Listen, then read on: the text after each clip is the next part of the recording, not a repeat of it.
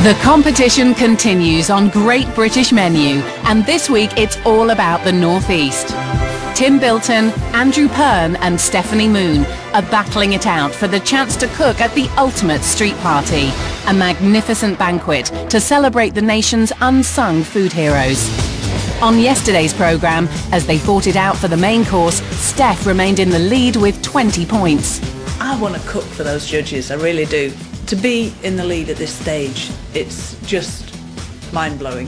Which is cause for concern for Tim, as he slipped into last place on 16. I always seem to be the horse that's at the back, and I've got to start charging forward a little bit. I did it last year. I'm confident I can do it this year. Scoring them all week has been former champion Nigel Howarth. This is the final push. They've got to really go for it with this course because it's still anybody's competition. Today it's dessert, and the three dishes vying for a place at the banquet are a celebration of Yorkshire rhubarb, gooseberry and apple crumble and Yorkshire mess. At this stage of the game the scores can go either way. I just need that sort of extra point or two just to keep my head above water because it's now or never.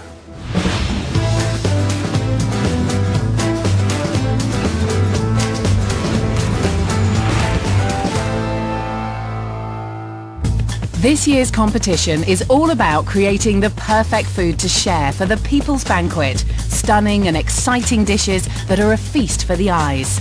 And on this last course, Nigel will expect nothing less than completely amazing desserts. This is the one that could get them through to the judges, that could make or break them. This one's got to be the winner. Only 2 chefs can face the judges tomorrow, so everything rests on the quality of their dishes. Today, 1 chef will be leaving the competition. Chef with the least amount of points has got to do the walk of shame. I really don't want it to be me.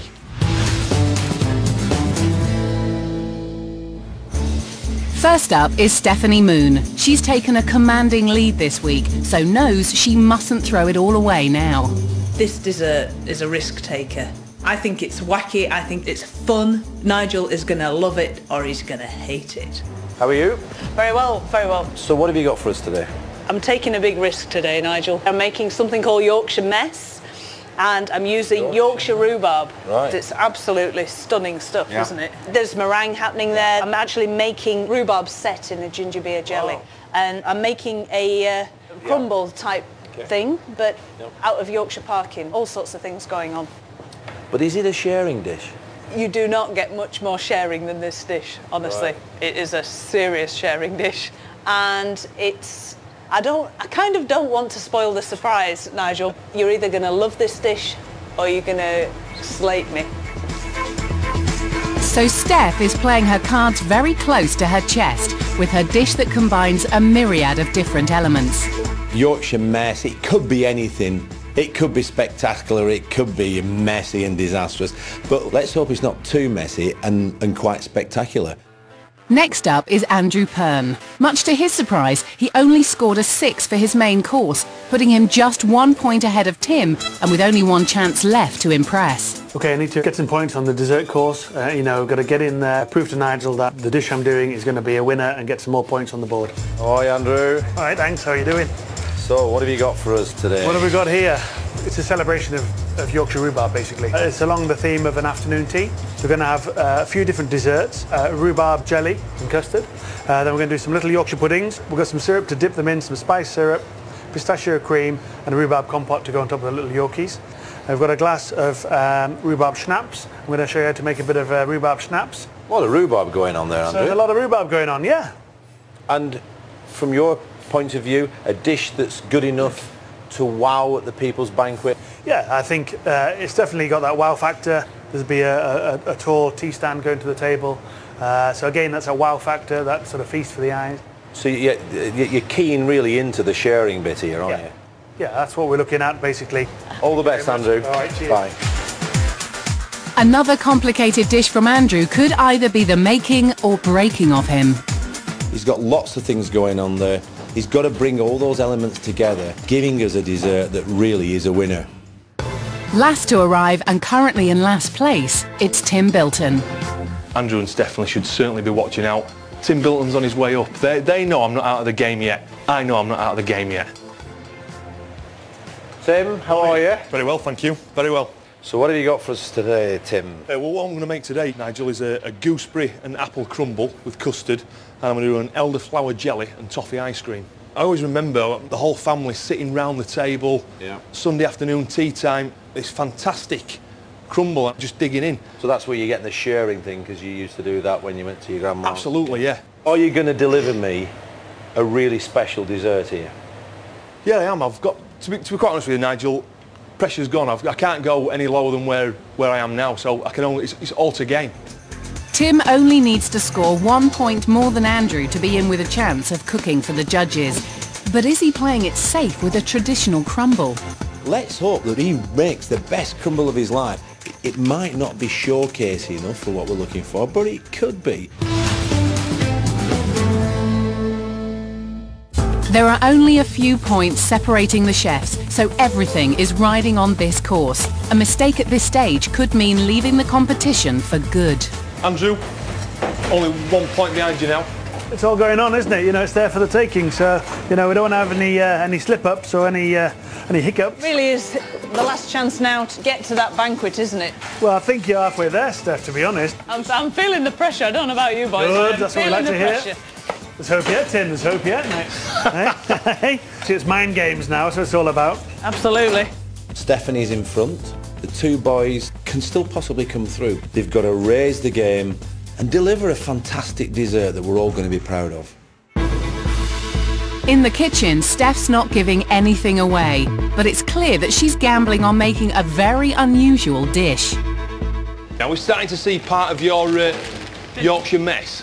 Not yet. I think I've got an idea what's happening. I think so. Stephanie, she's very secretive, isn't she? Very secretive in what she's going to do. I'm intrigued to find out what it's going to be. Nigel's also keen to find out exactly what Steph is up to. There's a lot of noise coming from over the rhubarb corner, isn't there? Look how red they are. Yeah. So what are we up to now? Me, I've got quite a lot going on, Chef. I'm making rhubarb curd. I'm making rhubarb syrup. I've got my ginger parking crumb. I've got my rhubarb jelly in the chiller. I've got my rhubarb ginger beer jelly in the fridge. Stephanie's, you know, got that confidence. She's got that drive that she's in front, and I think she's going to really make sure she stays in front. While Steph gets on with preparing the 9 complicated components of her dish, Tim is concentrating on the 4 elements of his. Bit of heat around here, isn't there? It is, Chef, it is. It's cool round here, Andrew. It's cool round here. Hey, look at him over there. Nothing's scaring me about the other two's dishes. It's all to play for. I'm 1 point behind Andrew. I think he's starting to feel a little bit of pressure. Yeah, some of his stuff that he's done that has looked absolutely amazing. There's 1 point in it. Tim has to score well today to get in front of the judges tomorrow. If he doesn't, his time in the competition will be coming to an end. This is crunch time for me. I've got to be completely and utterly focused, organised. It's a great dish that I'm producing. The flavours really marry well. Tim's put all his eggs in the basket of a crumble here. Crumble's a great product, but you've got to deliver it. It's a very fine line between a bad one and a great one. Andrew has no intention of being sent home today and is confident that his afternoon tea-style dessert has been honed to perfection. So this dish, Andrew, have you tried it out on anybody? Yeah, well, actually, the Helmsley Tea Club. But the idea behind having the tea stand and the afternoon tea sort of thing. The chefs are competing to create fantastic dishes to share at the ultimate street party. And they've been out and about in their communities looking for ideas and inspiration from local food heroes, people who'll be their guests of honour if they get a dish through to the banquet. To make sure he'd nailed the brief for his dessert, Andrew arranged to visit the tea room in his village of Helmsley. Hi Alison, how are you? He's come to meet Alison Souter, who runs a quarterly tea club for the locals. So the different people that come to the tea club, have they made friendships as they've come along? Yeah? Definitely, friendships have been formed here. Yeah, it's thriving. Yeah, it is thriving. And people say, when's the next meeting, Alison? When's the next meeting? Andrew is hoping to try out the rhubarb fancies he's planning to serve in the competition, and Alison has agreed to let him loose on her members. How are you finding the old tea club? Do you like it? Oh, excellent, yes. Good yes, reason to really come out? Enjoy ourselves, absolutely, any excuse. Exactly. We enjoy ourselves. We like that, don't we? Exactly. Yes. It's perfect. Yes. In the kitchen, he makes up his cake stand, but he'll be competing against the tea room patissier Paul, who's serving his own rhubarb plate. Tea club special, eh? It is indeed. Excellent. Pleasing this group will be no mean feat. These regulars are connoisseurs of all things sweet. That's a rhubarb fool, that one. Now, the moment of truth. Whose rhubarb fancies will these discerning Yorkshire folk prefer? Of course, the old Yorkshire triangle. I used to live in the truck. Yeah. Did you? Yes, I did. Our Yorkshire puddings are absolutely delicious. You like those? And if I could only make those normally. Like Don't bother with the rhubarb and the pistachio. Rice pudding you could share. Andrew's planned his dessert to fit this year's brief, to get people talking, and on that note, he's certainly scored. I just enjoyed everything he did today. It was so nice. But not all the regulars are won over. Andrew, there's bad news. Yeah, go on then. Overwhelmingly decision, except one person voted for you for your stand. Everybody else did vote for the Black Swan. Very good. Anyway, we just Very would like good. to thank you very much. That's indeed. great. However, it's still been a worthwhile trip for Andrew. One or two things I might tweak, but yeah, taking it all on board, and then, you know, we've still got a bit of time to work on things, so never say never. So what sort of reaction did you get then, Andrew? Well, I don't think I really liked it, to be honest. I love the sound of Andrew's dish. Yorkshire puddings, served as a dessert, very clever. But not too sure about the feedback that he got from the ladies at the tea club, so maybe this could come and bite him on the backside. In the kitchen, all three chefs are working hard to create the perfect food to share. Steph serving an intriguing dish she's calling Yorkshire Mess, including meringue, rhubarb curd, rhubarb jelly and parkin crumbs. Andrew's making a selection of dishes using Yorkshire rhubarb. And Tim is preparing a gooseberry and apple crumble with elderflower jelly and toffee ice cream. Nigel will have a tough decision to make. After his scores today, one of these chefs will leave the competition. Stephanie seems to have so much to do. Is she going to deliver? Tim has so little to do. He's got to deliver. And Andrew's got all these different components that he's got to get right. The reality's kicking in. Somebody's got to go.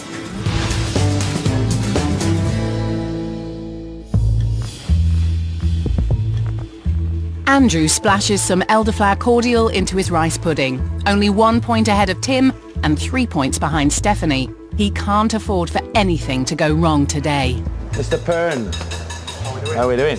Doing all right. We had a slight hiccup with the rice pudding split. Rice pudding split. Don't know what's happened there, but we're under a bit of the cosh now. But What milk did you put in?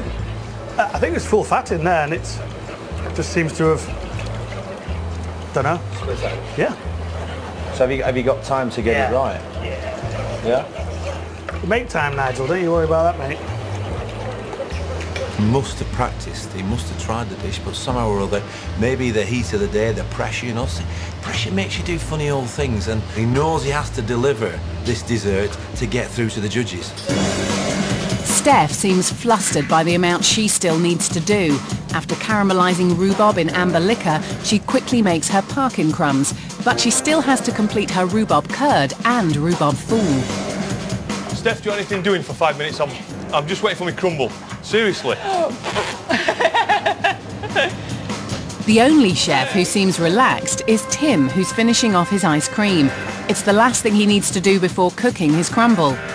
This is his final chance to impress Nigel, and he's feeling confident.